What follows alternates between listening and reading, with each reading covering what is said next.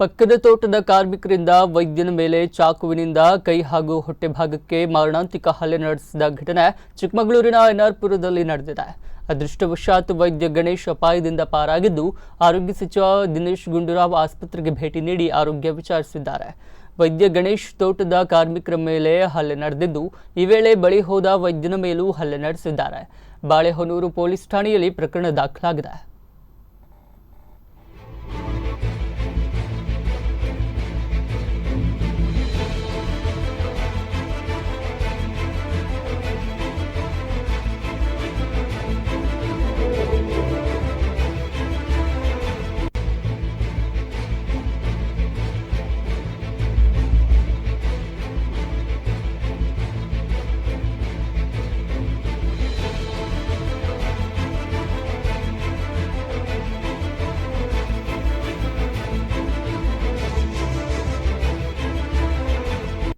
ಯಾರು ಒಪ್ಪುವಂಥದ್ದಲ್ಲ.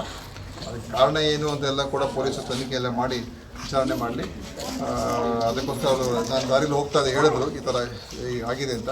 ಅದಕ್ಕೆ ಅವ್ರನ್ನ ನೋಡ್ಕೊಂಡು ಹೋಗಿದ್ದೀನಿ. ಆದರೆ ಅವ್ರಿಗೆ ಯಾವುದೇ ರೀತಿಯ ಜೀವಕ್ಕೇನು ಅಪಾಯ ಏನಿಲ್ಲ. ಆದರೆ ಮಾಡಿರ್ತಕ್ಕಂಥವ್ರ ಮೇಲೆ ಕಾನೂನು ಪ್ರಕಾರ ಕ್ರಮ ಕಟ್ಟುನಿಟ್ಟಾಗಿ ಆಗಬೇಕು ಅಂತ ಕೂಡ ಹೇಳಿ ಯಾರು ಒಪ್ಪುವಂಥದ್ದಲ್ಲ.